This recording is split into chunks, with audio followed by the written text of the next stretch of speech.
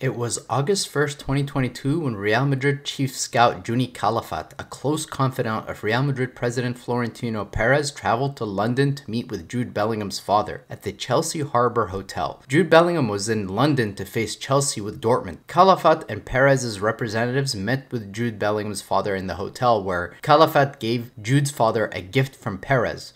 It was a Real Madrid number 5 jersey with Bellingham's name on the back. Perez had instructed Calafat to tell Jude's father that Perez sees Jude as the next Zizo, a player that could build a legacy and can become an all-time great. Calafat presented the project to Jude's father, and it was pretty clear early on in the negotiations there wasn't going to be much convincing needed. Despite Manchester City manager Pep Guardiola taking Jude Bellingham out to lunch, and this pair spent 3 hours together, where the Man City coach tried to convince Jude to join his former teammate in Manchester. At Dortmund, Jude played at the left side of the 8, and what was clear is that the Englishman timed his runs into the box very well. In comes Carlo Ancelotti, a manager that's won the Champions League 4 times as a manager and twice as a player. A manager that's helped Kaká, Benzema, Cristiano Ronaldo win the most prestigious award in football, the Ballon d'Or. The Italian manager is the best at finding roles for players that help them shine and play at their best. And with the departure of Benzema, that meant both Jude and Vinny would need to adapt to a new system that made them uncomfortable. Traditionally, Vinicius likes playing in a wide position with the understanding that he would cut in from the left onto his right foot. The gap left by Benzema was up top. It required a presence positionally, and it required goals.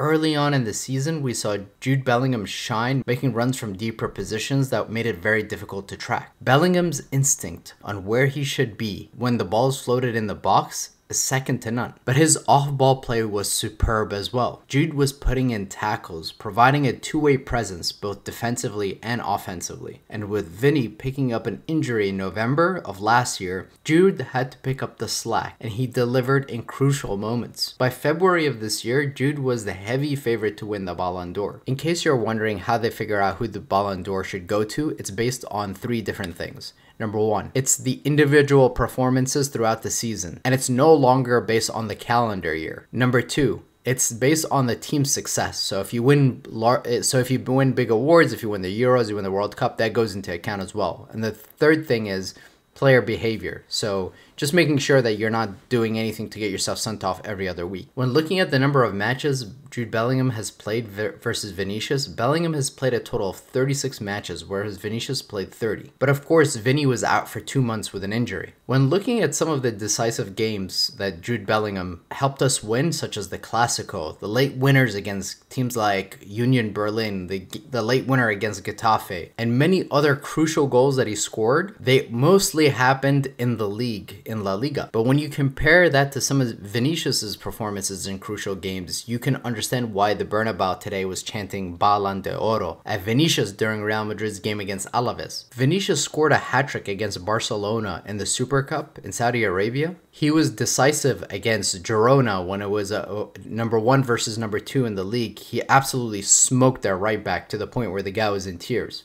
And of course, we can't forget about what he did in the Champions League. He looked pretty good against Manchester City. He obviously assisted some of the goals that we had. He assisted twice he assisted Valverde's goal, which came very late in the game. He assisted one of Rodrigo's goals. And of course, he made Kimmich his bitch. He absolutely roasted the living shit out of Kimmich.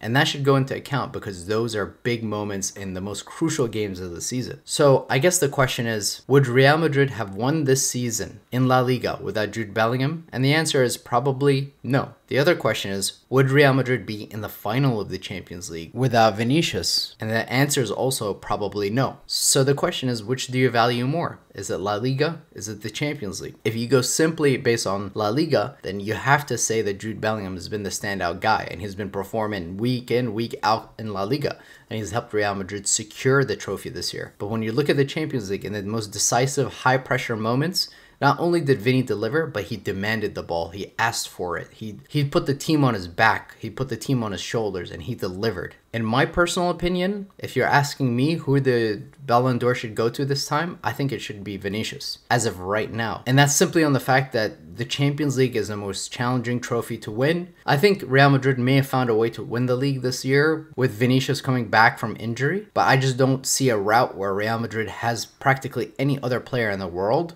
playing where Vinny played, and they make it to the final of the Champions League.